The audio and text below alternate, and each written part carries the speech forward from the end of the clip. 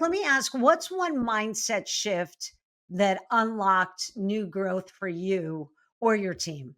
Oh, that's a really good question. Well, I will say this. This was amazing to me. I did this a few years before COVID, and we had taken some investment from a number of people that have really been mentors to me in the space. People Dan Campbell, Jeff Bowling, Jeff Harris, Aaron Green, and I had this opportunity to really have them come invest and help us get to the next level, and that was really exciting to me and our leadership team.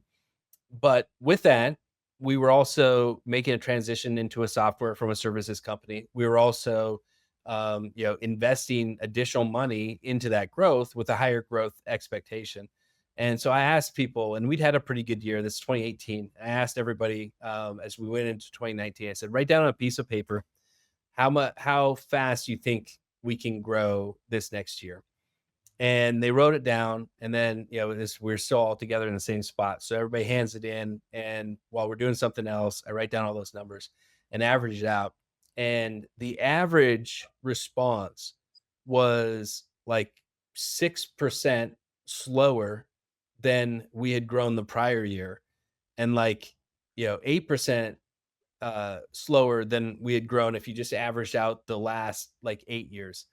And that was really eye-opening to me, because what it told me was that, we've got to do a better job of sort of educating the team on the financial performance and the business performance. And number two, man, we can be really self-defeating, right? And I'll misquote this, but the example of the fact that nobody had cracked a 4-minute mile, and then once Bannister cracked it, it was broken like 60 times in the next decade. Just kind of shows how self-limiting our brains can be.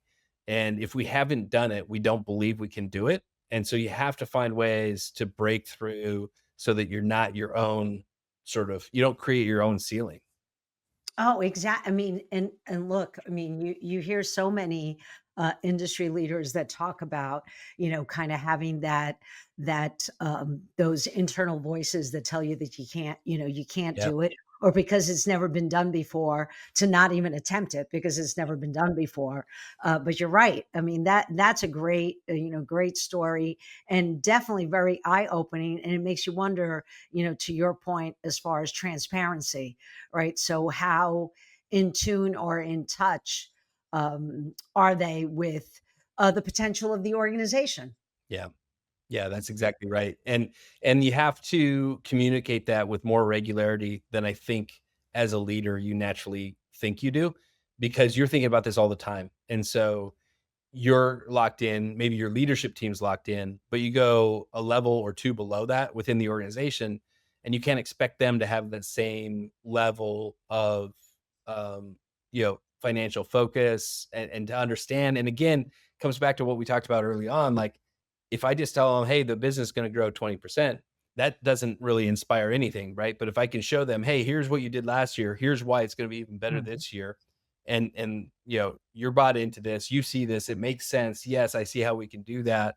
um Now it kind of makes sense, right? Now people are signing up for that and saying, yeah, that's great, like, we only have to do that much more, and we have X, Y, and Z that's helping us. I think that's going to make a huge impact.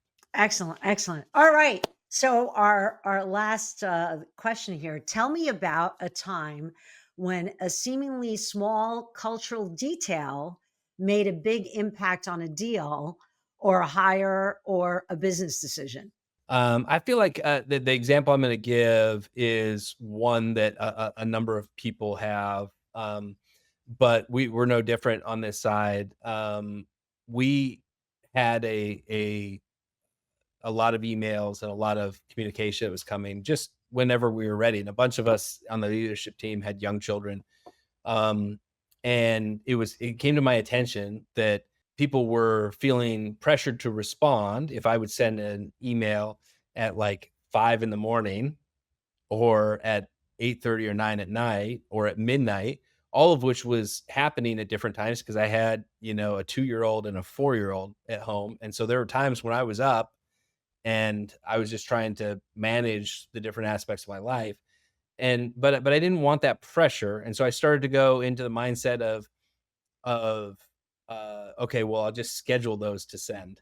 And then I had one that sent that it was so clear that it had been scheduled the night before because we'd gotten like 4 emails that made what I had scheduled completely irrelevant.